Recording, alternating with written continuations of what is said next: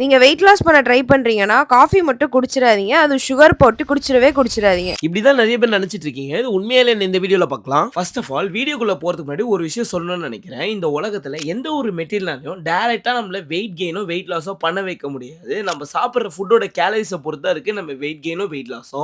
அப்போ காஃபி குடிச்சா வெயிட் ஏறுமான்னு கேட்டீங்கன்னா, இட் டிபெண்ட்ஸ். ஏன் டைரக்ட்டா ஆன்சர் சொல்லாம, இட் டிபெண்ட்ஸ்ன்னு சொல்றதுக்கு ஒரு ரீசன் இத இருக்கு. பெட்டரா அண்டர்ஸ்டாண்ட் பண்றதுக்கு ஒரு கப் ஆஃப் காஃபில எவ்வளவு கேலரிஸ் இருக்குன்னு பார்க்கலாம். அப்ராக்ஸிமேட்லி நீங்க குடிக்கிற சுகர் போட்ட காஃபில 100 to 200 கேலரிஸ் இருக்கும். இது அவங்க யூஸ் பண்ற இன்கிரீடியன்ட்ஸ் அளவுக்கு ஏத்த மாரி மாறும். நீங்க வெயிட் லாஸ் ப்ராக்ரஸ்ல வெயிட் கெயின் ஆகாம காஃபி குடிக்கணும்னு நெனச்சீங்கன்னா, இந்த 3 கைட்லைன்ஸ ஃபாலோ பண்ணிக்கோங்க. நம்பர் 1 நீங்க காஃபி குடிக்கும்போது அது கூட ஹை கேலரி ஸ்நாக்ஸ் வச்சு சாப்பிடுறத அவாய்ட் பண்ணிக்கோங்க. நம்பர் 2 ஒரு நாளைக்கு நெறைய நம்பர் ஆஃப் காஃபீஸ் குடிக்காம உங்க கேலரி கோல்குள்ள ஃபிட்டா வர மாரி 1 ஆர் 2 காஃபீஸ் ஆட் பண்ணிக்கோங்க. நம்பர் 3 நீங்க லோ கேலரி ஆல்டர்னேட்டிவ்ஸ்க்கு போலாம். நீங்க ரெகுலர் காஃபி குடிக்கிறதுக்கு பதிலா பிளாக் காஃபி குடிக்கலாம். அதிக சுகர் போட்டு குடிக்கிறதுக்கு பதிலா நீங்க சுகர் ஃப்ரீ யூஸ் பண்ணலாம். ஹை ஃபேட் மில்க் யூஸ் பண்றதுக்கு பதிலா லோ ஃபேட் மில்க் யூஸ் பண்ணலாம். இப்படி பண்றது மூலமா நீங்க எக்ஸஸ் கேலரி இன்டேக்க கம்மி பண்ணலாம்.